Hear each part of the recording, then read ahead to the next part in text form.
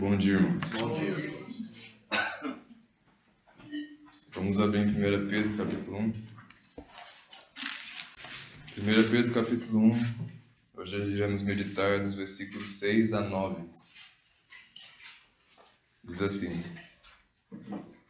Em que vós grandemente vos alegrais, ainda que agora importa, sendo necessário, que estejais por um pouco contristados com várias tentações, para que a prova da vossa fé, muito mais preciosa do que o ouro, que perece e é provado pelo fogo, se ache em louvor e honra e glória na revelação de Jesus Cristo, ao qual não havendo visto a mais, no qual não vendo agora, mas crendo, vos alegrais com gozo indescritível e glorioso, alcançando o fim da vossa fé, na salvação das vossas almas.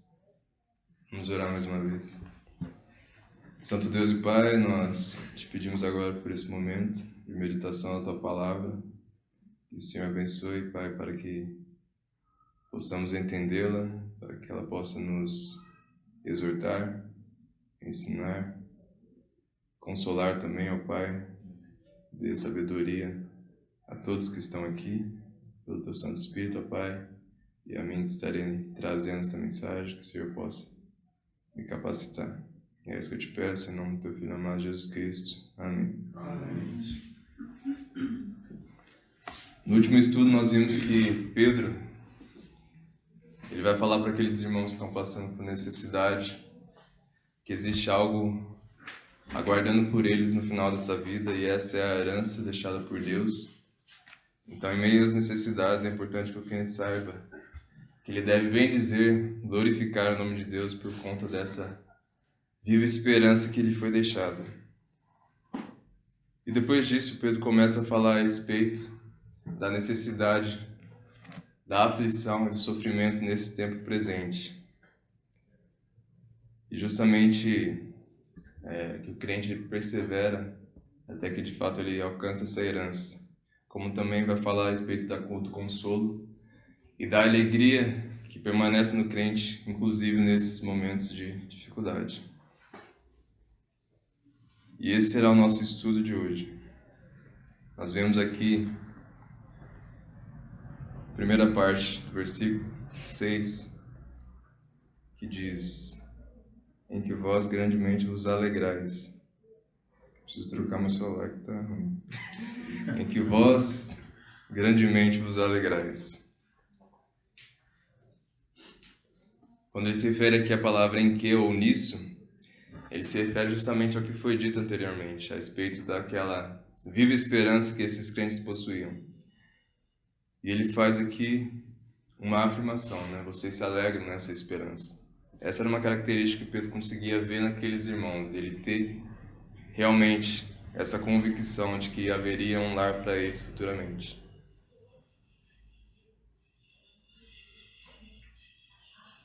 Nós podemos ver que, de certa forma, nós conseguimos nos relacionar com esse tipo de alegria quando nós fazemos algum tipo de plano, por exemplo, de uma viagem, algum tipo de passeio, ou, por exemplo, na compra de um terreno. Nós geralmente temos aquele ânimo, aquela empolgação em nos planejar, em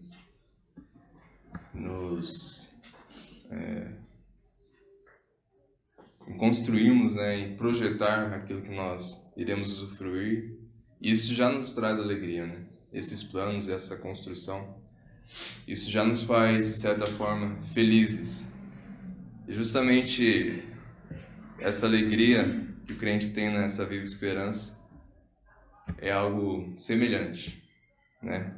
Mas muito maior. É uma alegria produzida pelo Espírito de Deus, e por isso ela se encontra muito maior, né? Nós lembramos daquele que nos fez essa promessa, daquele que projetou essa promessa, e que nós sabemos que Ele é fiel, né? De que realmente irá cumprir. Porém, Pedro segue aqui dizendo que agora importa, sendo necessário que por um pouco nós estejamos contristados com várias tentações.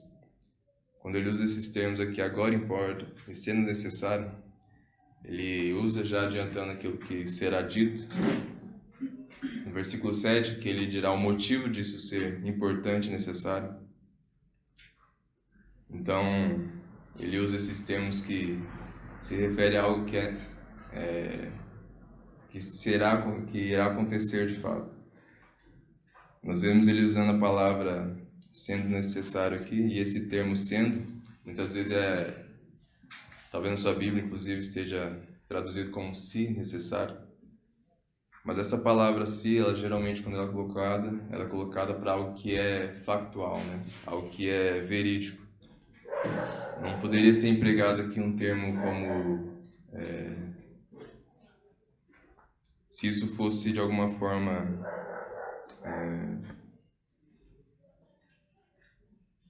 não necessário. É como se de alguma forma houvesse essa possibilidade de não ser necessário que o crente passasse por aflição. Por isso que nós vemos essa palavra sendo necessário como mais correta, a tradução melhor, porque justamente o crente, ele irá passar por dificuldades nessa vida. Não importa se seja uma pequena dificuldade ou se seja uma grande dificuldade, né? Nós podemos, por exemplo, pegar a aflição que Jó teve na sua vida e comparar com as nossas aflições e vemos que as nossas são pequenas. Mas não importa. O importante aqui é nós temos consciência que nós iremos padecer por tentações nessa vida aqui. E depois ele usa o termo contristados. E essa palavra aqui, ela tem um sentido de uma dor muito profunda e intensa, né? Essa palavra também é utilizada para se referir às dores que as mulheres sentem no parto, por exemplo. E se nós formos ver aqueles crentes que estavam ouvindo essa carta, né, os primeiros leitores dela, eles de fato eram pessoas em grandes adversidades naquela época. A gente não tem a data exata em que essa carta foi escrita, né, então não pode se afirmar que ela foi dirigida àqueles crentes que estavam passando pela primeira perseguição, que foi a de Nero. Mas mesmo assim, nós vemos que aqueles cristãos já eram mal vistos pela sociedade, né? Inclusive, é justamente por eles serem discriminados nessa época que ficou muito mais fácil de Nero incriminar, né, eles a respeito do incêndio que foi causado em Roma. Por quê? O povo já odiava eles, né? O cristianismo era considerado uma religião perigosa, né? Não é só uma questão de naquela época haver várias religiões e todas elas de alguma forma serem aceitas pela sociedade. Na verdade, isso a gente tem em certo grau hoje, mas os costumes dos cristãos, né, e aquilo que eles acreditavam ofendiam os pagãos. Por isso que eles eram considerados, né, e Pedro vai falar isso nessa carta, como pessoas estranhas. Nós vemos isso no versículo 4, do capítulo 4, que diz assim: E acham estranho não correrdes com eles no mesmo desenfreamento de dissolução, blasfemando de vós. Nós vemos também que algumas pessoas ali estavam sofrendo, né? Eram servos que estavam sofrendo na mão dos seus senhores. Isso no versículo 18 do capítulo 2. Vós, servos, sujeitai-vos com todo o temor ao Senhor, aos senhores, não somente aos bons e humanos, mas também aos maus. Como também nós vemos que Pedro vai falar sobre mulheres que eram casadas com gentios, e muito provavelmente esses gentios eram pagãos, né? Então, de certa forma, essas mulheres sofriam por algum tipo de rejeição ou reprovação de seus maridos. Nós vemos também que Pedro vai falar de pessoas ali que estavam sofrendo por difamação. No versículo 16 do capítulo 3, diz assim: Tendo uma boa consciência para que naquilo que falam mal de vós, como de malfeitores, fiquem confundidos os que blasfemam da vossa boa conduta em Cristo. Então essas pessoas estavam sendo difamadas, né, dizendo que elas eram más. Como também nós vemos no versículo 14 do capítulo 4, que as pessoas sofriam algum tipo de censura ou insulto. Diz assim: se pelo nome de... Na verdade é o 16 do 3. Não. 4 do 14. É 4,14. Se pelo nome de Cristo sois vituperados, bem-aventurados sois, porque sobre vós repousa o Espírito da glória e de Deus. Quanto a eles, é ele sim blasfemado, mas quanto a vós, é glorificado. Então essas são algumas coisas que evidenciam aquilo que aqueles irmãos poderiam estar passando naquele momento. Inclusive, se nós formos olhar no versículo 2, no capítulo 2, versículo 20, nós podemos também pensar que uma possível aflição que eles estavam passando poderia também envolver agressão, né, física. Porque diz que, porque que glória é essa? Que se pecando sois esbofeteados e sofreis, mas se fazendo bem sois afligidos e sofreis, isso é agradável a Deus. Então, se nós formos olhar comparadamente, né, aquilo que nós vemos na história de que estão sendo torturados, mortos e presos, nós poderíamos pensar que eles ainda estavam no momento brando ali daquela perseguição, sendo de fato algo mais local, algo mais de discriminação e de hostilidade por parte dos pagãos daquela época. Mas Pedro sabia que isso poderia piorar, né, justamente pelo fato dele ter passado por prisões na sua vida. Nós vemos isso em Atos sendo descrito. E ele também viu várias pessoas sendo mortas por conta da fé, perseverarem na fé em Jesus Cristo e não negarem. Então, provavelmente Pedro sabia que, apesar de não ser tão grande essa aflição, essa dor parecer não ser tão profunda, aqueles irmãos poderiam passar por algo ainda pior. Por isso esse termo contristados, né, que é nesse sentido, seria aqui bem empregado por ele. Naquela época era bem perigoso ser cristão, né? E de fato em alguns lugares hoje em dia é perigoso, né? Existem lugares em que a religião é determinada pelo Estado, então se você é contra a religião do Estado, você é contra o Estado, e por isso você é perseguido, você é preso, você é morto. Hoje em dia, se nós formos olhar para a nossa sociedade, nós vemos que nós de alguma forma somos, né, hostilizados. As pessoas acham estranha a nossa crença, aquilo que nós defendemos, e muitas vezes as pessoas podem até considerar ofensivo aquilo que nós professamos. Porém, ainda existe muita liberdade, inclusive a maior parte da nossa sociedade se considera conservadora, né? Se identificam com algumas coisas que são cristãs. Mas, e inclusive aquelas pessoas que, né, nos consideram como pessoas machistas, pessoas que são contra o amor ao próximo, coisas do tipo, as pessoas ainda de certa forma suportam a nossa liberdade de crença. Mas e se isso piorar, né? Se nós formos começar a viver em um local que as pessoas realmente nos discriminam, como era com esses irmãos aqui, né? Que de fato elas não permitem com que a gente tenha essa liberdade. Será que nós seríamos fiéis a Deus, permaneceríamos fiéis a Deus? Existem algumas aflições que nós podemos passar aqui nessa vida, né, por justamente obedecer a Deus. Por exemplo, a gente pode não obedecer o nosso patrão quando ele nos pede para fazer algo que é contra a lei, ou quando, né, uma pessoa é casada com um ímpio e esse ímpio de alguma forma não concorda ou se irrita com aquilo que a pessoa faz justamente por conta da sua fé. Nós também temos aqueles que, né, estudam, né, em faculdades, em escolas, e suas opiniões acabam muitas vezes ofendendo as pessoas, né? Por exemplo, se elas não concordam com a pauta das feministas ou da ideologia de gênero, essas pessoas acabam sendo consideradas como estranhas, né? Pessoas más, ruins. E todas essas coisas mostram que a nossa fé ela acaba causando algum tipo de desconforto para nós, né? Se de fato nós somos fiéis a Deus e não fomos medrosos, né? Mas proclamarmos de fato aquilo que nós cremos e defendemos, aquilo que a Bíblia prega, nós de alguma forma seríamos considerados estranhos pelo mundo, né? Nós seremos isolados, talvez, né?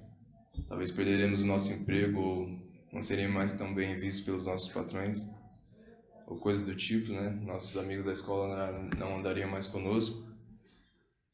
Mas uma questão que nós devemos nos perguntar, né? Existem vários outros exemplos, mas dei alguns pontuais aqui. Uma coisa para nós considerarmos é se nós temos sido fiéis, né, nessas pequenas coisas. Essas coisas parecem mais simples, né? São realmente coisas mais leves. Porque se nós não temos sido fiéis nessas coisas, né, básicas, simples, não existe motivo nós acreditarmos que em coisas mais severas, em que realmente a punição seria algo pesaroso, nós seremos de fato fiéis a Deus, né? Se nessas coisas pequenas nós vacilamos, quem dirá nas coisas maiores. Mas acontece que pode haver que na nossa vida existem grandes aflições. E uma das coisas que nós vemos a respeito de aflições é que quando nós nos encontramos nelas, a gente pensa que ela é duradoura, eterna. Mas Pedro fala aqui que essa aflição, essa contrição, ela é por um pouco. Né? No versículo 6, diz que ainda que agora importa, sendo necessário, que estejais por um pouco contristados. E esse pouco aqui não se refere à quantidade ou ao grau dessa tristeza, mas sim à quantidade de tempo em que ela passa. Isso é muito difícil de acreditar, né? Que quando a gente está na aflição, de que ela vai ter um fim. Na verdade, a gente pensa que o sofrimento ele vai se perdurar, né, por muito tempo ainda. Existem aquelas dificuldades que passam em um dia, tem outras que demoram um mês, outras que demoram um ano, e existem aquelas que demoram por muito tempo, né? Inclusive aquelas que não irão nos deixar nunca, até que nós morramos. Mas Pedro fala aqui dessa dificuldade ou dessa contrição como sendo algo breve, né? Algo de pouco tempo, justamente porque ele faz uma comparação com aquilo que o crente tem eternamente, né? O que é esse pouco de tristeza que nós passamos nessa terra comparado à eternidade sem sofrimento?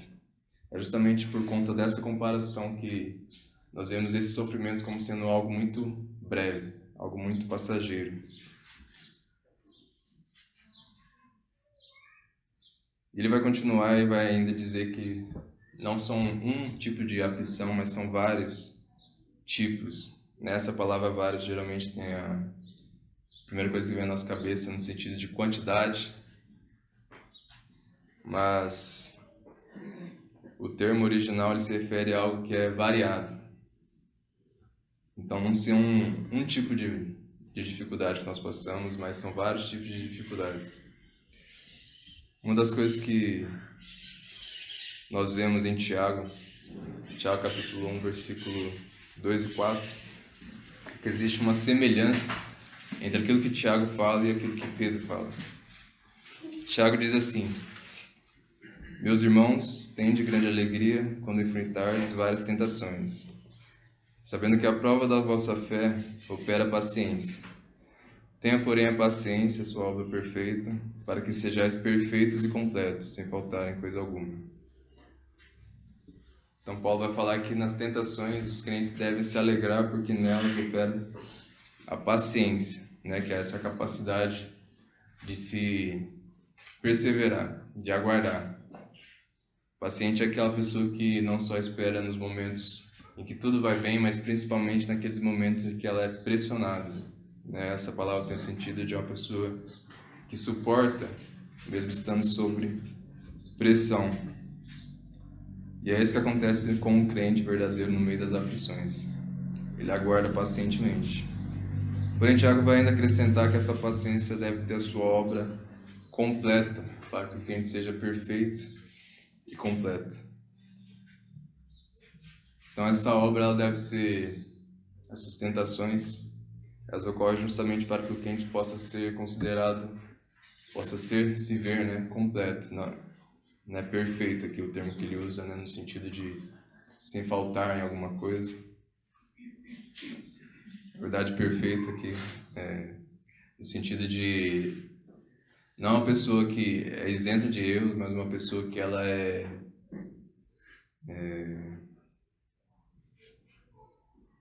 tipo assim, trabalhada em vários aspectos. Assim como a palavra completa tem esse sentido de uma pessoa que ela é inteira, né? Uma pessoa que as suas aflições a tornaram fortes em vários aspectos. E é justamente sobre isso que nós vemos Pedro falar aqui a respeito dessas várias tentações. Elas moldam o crente e elas são necessárias para moldar o crente para que ele se torne perfeito e completo. Paciência, né, o amadurecimento do crente, ele se torna cada vez mais evidente conforme as tentações e provas em que ele passa. Nós vamos pegar um exemplo, nós vemos que o amadurecimento ele não ocorre de maneira igual, conforme a gente vai crescendo.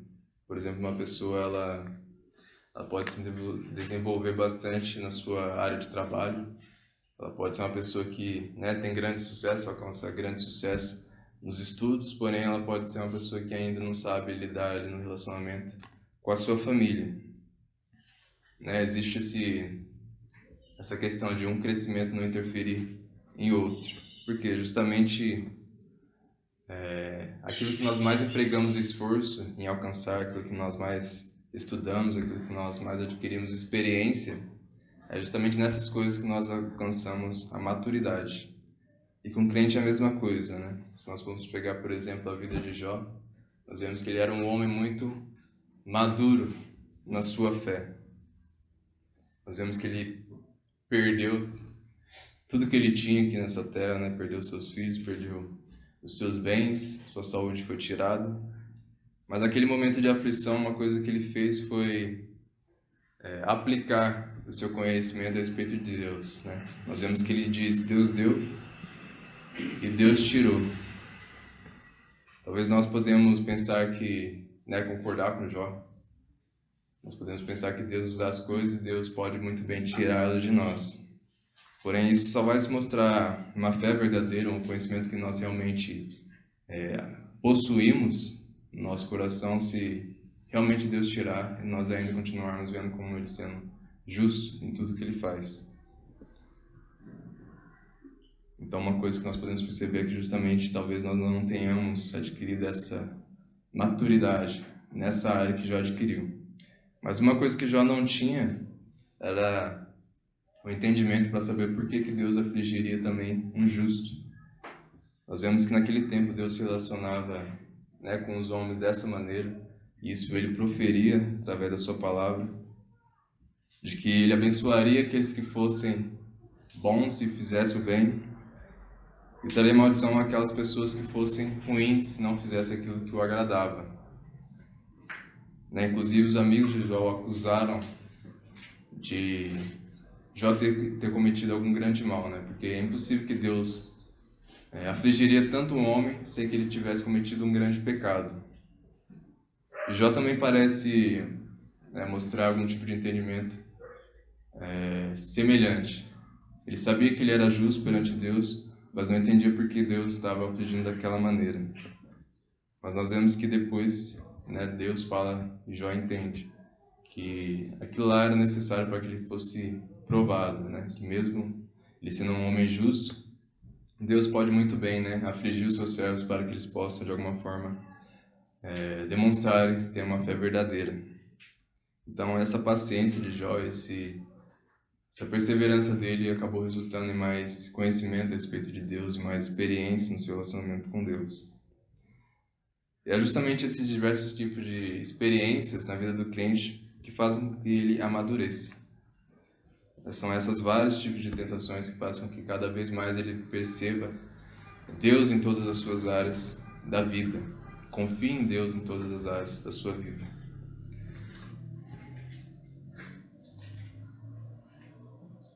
Nós vamos continuar na sequência aqui do versículo 7, e que aqui nós temos a explicação do porquê é necessário que o crente passe por essas provas. Diz assim: para que a prova da vossa fé, muito mais preciosa do que o ouro que perece e é provado pelo fogo, se ache em louvor e honra e glória na revelação de Jesus Cristo. Então aqui Pedro ele vai começar a usar uma comparação entre a fé do homem, do crente, e o ouro, né? Nós vemos que o ouro, quando ele é colocado para ser queimado, né, ele é provado pelo fogo, ele se purifica. Se qualquer outro metal, na verdade, se qualquer outro material, como por exemplo a palha, fosse colocado no fogo, aquilo lá rapidamente viraria pó, né, se mostraria como vazia. Isso mostra o quê? Que existem aquelas fés que são as fés de uma profissão superficial a respeito de uma conversão, né, de arrependimento, de fé em Jesus Cristo. São essas fés, né, que são as fés que na aprovação se mostram fés de palha, né, não são de ouro. Nós vemos que os evangelhos de Jesus, ele comunica com diversas pessoas e diversas pessoas seguem Jesus, né? Nós vemos que tinha aquelas pessoas que, de certa forma, eram curiosas em ouvir o que Jesus estava pregando. Nós vemos aquelas pessoas que gostavam, né, de certa forma, essas pessoas gostavam de ver os milagres que Jesus fazia. Nós vemos que elas esperavam que Jesus pudesse oferecer a ela alimento ou também curas, mas daí vindo a rejeição dos fariseus, os fariseus começavam a perseguir Jesus e perseguir aqueles que estavam com Jesus, como também quando Jesus discursava de forma dura, essas pessoas também deixavam de o seguir. Então isso mostra uma fé momentânea, né? Uma alegria, uma curiosidade momentânea dessas pessoas. E existe pouca diferença entre a fé dessas pessoas lá no passado e das pessoas que se dizem cristãs nos dias de hoje. Essas pessoas, né, de alguma forma, se achegam à igreja, elas esperam por cura, elas esperam receber algum tipo de auxílio financeiro, né, ou elas estão ali procurando um ambiente que ela possa se relacionar com as pessoas, ou então elas abraçam uma religião, ou elas, né, elas acabam crescendo ali naquele meio, se acostumando com a tradição familiar que elas têm, com as pessoas que elas convivem. Mas nós vemos que em pouco tempo logo essas pessoas deixam esses meios, né? Seja porque elas perceberam que não é por estar na igreja que elas vão deixar de ser afligidas por doenças, seja porque elas começam a perceber que a sua situação financeira não está melhorando, ou elas percebem que aquelas pessoas, né, que elas esperavam ter um bom relacionamento na igreja já não é tão bom assim, né? Que ela percebe que ali também existe mágoas entre as pessoas. Ou também elas começam a se interessar por outra religião que pareça ser mais convincente do que aquelas que elas ouviram de Jesus Cristo. Ou elas tentam influenciar, né, através de ideias que elas têm, influenciar nas doutrinas que são verdadeiras. Então, ou elas tentam de alguma forma distorcer a fé dos que estão lá dentro, ou ela sai e procura uma igreja que seja semelhante àquilo que ela pensa, ou simplesmente outra religião. Ou ela vê que a família, né, e os amigos que ela possui ali dentro da igreja já não é mais tão bom, e existe coisa melhor no mundo. Os amigos do mundo são mais palatáveis, são mais agradáveis. Então não existe mais motivo para essas pessoas estarem na igreja, né? Elas perdem aquilo que as prendiam ali. Nós vemos que nessas poucas coisas, né, se houvesse uma perseguição por conta da fé dessas pessoas, elas seriam as que sairiam. Seriam aquelas que, né, vindo sofrimento por conta daquilo que elas acreditam, sem pensar duas vezes, deixariam este meio. Né, nós vemos também na história da igreja que nos primeiros séculos houve aqueles que também apostataram da sua fé. Quando houve a perseguição, quando as pessoas eram torturadas, quando houve ameaças de morte, perda de bens, essas pessoas elas negaram Cristo. Isso mostra que aquela fé era uma fé de palha. É uma fé que quando ela passa pelo fogo, ela se esvai. Mas existe outra coisa que o fogo faz, que é purificar aquilo que é ouro, né? Ou a boa prata. E é justamente isso que acontece com a fé verdadeira. Quando ela passa pelo fogo, ela é purificada. E esse tipo de exemplo é mostrado em toda a Bíblia. Eu vou ler aqui alguns versículos que fazem essa mesma comparação. Jó 23:10 diz: Porém ele sabe o meu caminho, provando-me ele, sairei como ouro. Salmo 66:10 Pois tu, ó Deus, nos provaste, tu nos afinastes como se afina a prata. Salmos 17:3 O crisol é para a prata, e o forno para o ouro, mas o Senhor é quem prova os corações.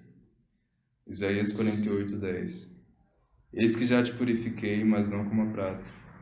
Escolhi-te na fornalha da aflição. Então toda a Bíblia ela mostra que Deus, através das suas aflições, das aflições, que Ele envia aos seus servos, Ele não procura o mal dos seus servos, Ele não procura a destruição deles, mas sim que eles sejam purificados, que eles sejam santificados. É isso nós devemos ter consciência, né, irmãos? Que quando Deus ele nos prova, não é porque Ele nos odeia. Quando vem aflições na nossa vida, não é porque Ele quer nos destruir. Mas é isso que nos faz justamente sermos aperfeiçoados, para que nós cresçamos no conhecimento dEle, né? Para que nós sejamos cada vez mais semelhantes ao Filho dEle. E essa fé, quando ela é provada, né? Quando no fim da nossa vida nós percebemos que, apesar das muitas aflições, apesar de nós termos seguido a Cristo e temos padecido pelo nome de Cristo, nós permanecemos fiéis, né? Isso deveria nos alegrar, deveria mostrar que nossa fé não é uma fé humana, uma crença humana, mas sim algo que é dado pelo poder de Deus. Na continuação do versículo ele vai falar que essa fé irá se achar em louvor, honra e glória na revelação de Jesus Cristo. Esse é aquilo que a fé é digna de receber, né? A fé verdadeira é digna de receber. A fé provada, ela um dia será louvada, ela receberá aquilo que lhe é devido, né? Louvada no sentido de será elogiada, digna de ser elogiada, digna de receber honra, né? Aquilo que é adequado pelo que ela é. Isso é algo que acontecerá na revelação de Jesus Cristo. Então, nos mostra que não é neste momento aqui que nós devemos estar buscando algum tipo de glória. Principalmente se essa glória que nós estamos buscando vem através dos homens, né? Nós não servimos a Deus, nós não procuramos que os homens percebam as nossas aflições pela causa de Cristo, justamente para que nós recebamos algum tipo de elogio da parte deles, porque isso nos mostra como realmente servos. Então nós somos dignos de receber algum tipo de honra ou crédito da parte dos homens, mas é uma glória que nos será dada por Deus no dia em que seu Filho se revelar. E é justamente esse louvor que o crente deve buscar, né? Não é um louvor em que ele procura aqui nessa terra, mas é um louvor que é adequado, que é dado por aquele que conhece os nossos corações. Em 1 Coríntios capítulo 4, versículo 5, Paulo vai falar justamente isso. Que Deus dará o devido louvor. Ele é aquele que sonda os corações dos homens e por isso Ele que irá provar a fé verdadeira e dar aquilo que é adequado a essa fé. Nós continuamos aqui no versículo 8 e Pedro vai dizer assim: ao qual, não havendo visto, há mais, no qual, não vendo agora, mas crendo, vos alegrais com gozo indescritível e glorioso, alcançando o fim da vossa fé, a salvação das vossas almas. Nós vemos em Pedro aqui uma convicção a respeito dos seus leitores, né? Ele faz diversas afirmações mostrando que aqueles leitores eram pessoas que tinham uma fé verdadeira, né? Não eram pessoas ali com uma fé como a que ele tinha visto em outras pessoas que passaram pela sua vida, que ele percebeu que eram apenas interesseiros ou tinham uma fé fraca. Pedro parece que tinha uma convicção de que aqueles irmãos eram irmãos fiéis realmente a Deus. E existem indícios disso em tudo aquilo que nós ouvimos já nesses 3 primeiros estudos. Por exemplo, no versículo 2, ele vai falar que aqueles irmãos são eleitos de Deus. Também ele vai falar que aqueles irmãos são gerados de novo por Deus. Ele vai falar que esses irmãos eles se alegram, né, numa viva esperança. E também ele vai falar que esses irmãos têm uma fé verdadeira. Porque ele fala que a fé desses irmãos, quando for provada, ela será purificada. Nós não sabemos se Pedro ele se relacionou, né, com a maioria dessas pessoas. Alguns indícios mostram que ele talvez tenha estado nesses lugares, talvez ele tenha até evangelizado algumas pessoas. Esses locais, alguns desses locais em que ele direcionou essa carta, nós vemos em Atos que eram pessoas que ouviram daquela pregação dele no Pentecostes, né? Então provavelmente essas pessoas voltaram às suas terras e pregaram o evangelho. Ou nós não sabemos também se pode ser que Pedro ouviu falar a respeito das obras daqueles irmãos, né, da demonstração de fé e fruto que eles estavam dando. Mas existem coisas aqui que ele vai descrever a respeito dessas pessoas que mostram aquilo que o crente já tem, já possui nessa terra. É aquilo que dá indícios de que a fé de alguém é verdadeira, mesmo ela não tendo sido provada até o final da sua vida. Que é o amor a Jesus Cristo e a alegria nele. Essas são 2 coisas que nós percebemos naqueles que têm uma fé verdadeira. Pedro vai falar que eles não haviam visto Jesus Cristo como ele viu, não tinham estado com ele, mas mesmo assim eram pessoas que demonstravam amá-lo. E como se ama, né, uma pessoa, ou como se ama Jesus Cristo. Não é um amor que a gente define, não é a forma como a gente pensa que é o amor, mas é como Jesus define que é o amor. Né? Se nós formos olhar para aquilo que Jesus fala a respeito daquele que os ama, né? Nós vemos em João 14:15, se me amais, guardai os meus mandamentos. Essa é a demonstração de verdadeiro amor a Cristo. E como é que aquelas pessoas poderiam fazer isso? Né? Nós vimos, por exemplo, aqueles que tiveram o privilégio de estar com Jesus aqui nessa terra em carne, que demonstraram grande amor a Ele.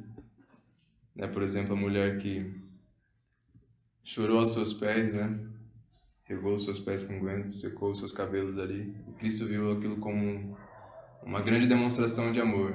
Mas como é que esses irmãos aqui que não haviam estado com Ele, não haviam presenciado a sua vida aqui, tendo um corpo humano, como é que essas pessoas demonstravam que de fato amavam? Ou como Pedro afirmava que esses irmãos realmente eram amantes do Senhor Jesus Cristo? Uma das coisas que nós vemos a respeito dos mandamentos que Jesus nos dá, se vamos olhar Mateus 22, de 37 a 39, ele ali estava respondendo um judeu a respeito de qual seria o maior mandamento.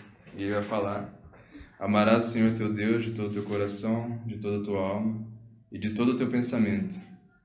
Este é o primeiro grande mandamento. E o segundo, semelhante a este, é: amarás o teu próximo como a ti mesmo.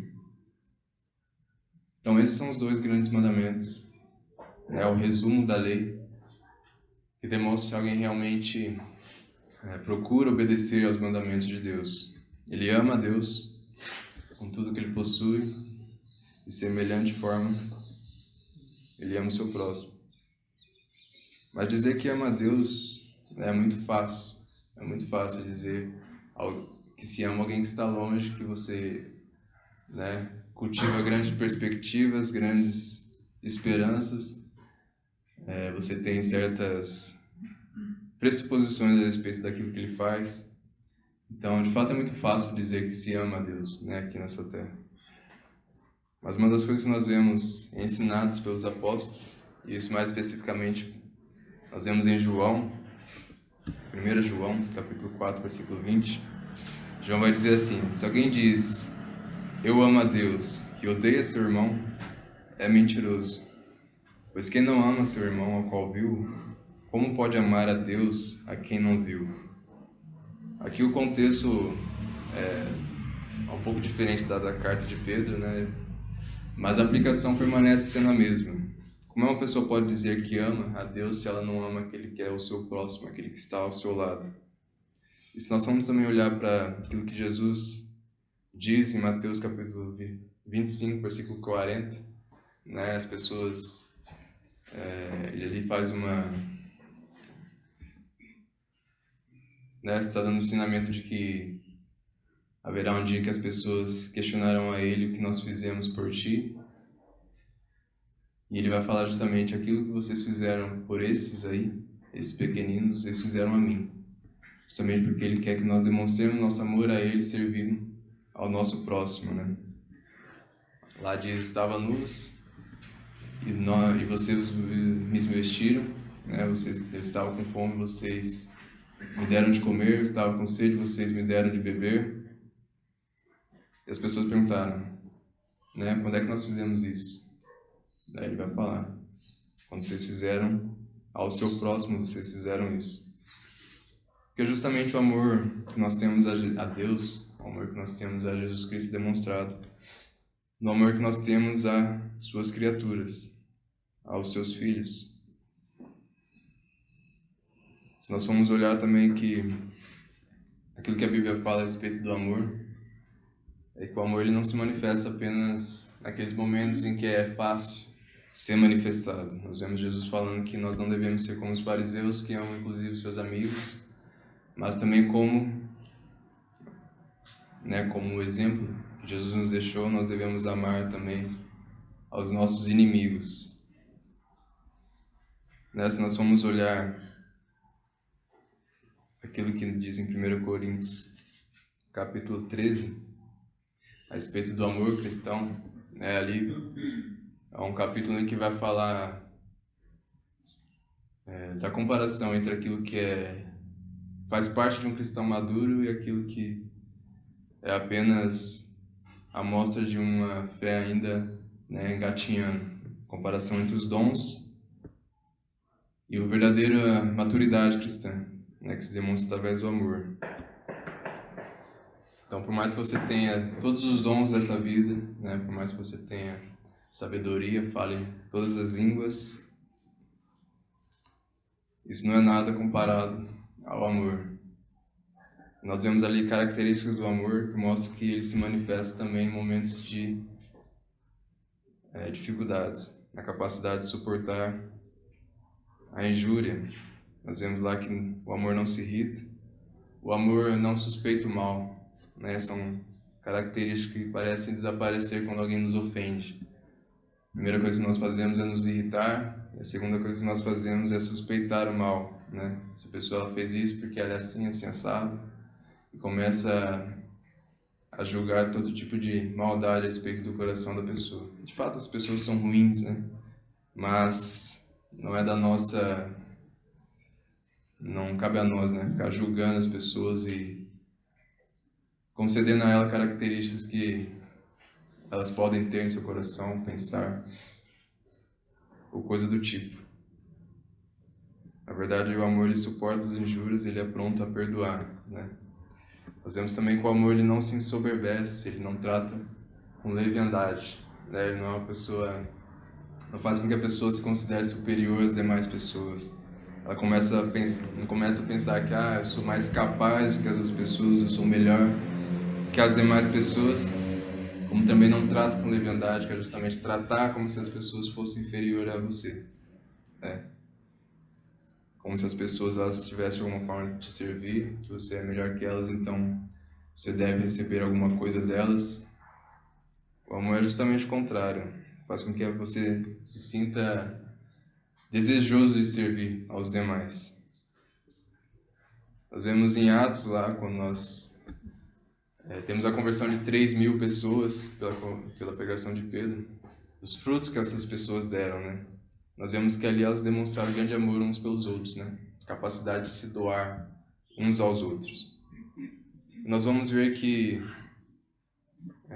os apóstolos vão descrever ou vão mostrar que o amor ele deve ser acrescentado, virtudes devem ser acrescentadas. Não só nessa alegria momentânea, em que é fácil demonstrar algum tipo de autodoação aos irmãos, mas inclusive quando os irmãos parecem se tornam algum tipo de aflição para nós.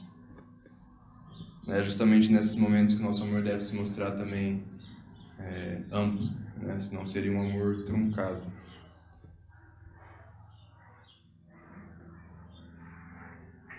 Então esse é um tipo de coisa que nós podemos considerar, né? Que Pedro via nesses irmãos aqui. Não só um amor pela verdade, pelas doutrinas, né? Pelo aquilo que lhe foi mostrado a respeito de Deus e de Jesus Cristo, né? Em se alegrar com as verdades que foram ditas, mas também os frutos que demonstram, né, o desejo de servir uns aos outros, de amar seus irmãos. Ele vai falar também a respeito de uma alegria. Diz assim: não o vendo agora, mas crendo, vos alegrais com gozo indescritível e glorioso. Mesmo sem ter visto a Cristo, as pessoas elas tinham uma grande alegria nele. E Pedro vai falar que essa alegria ela é indescritível e gloriosa, né? É incapaz de se descrever com palavras esse sentimento. Perdão. Esse sentimento que o cristão tem.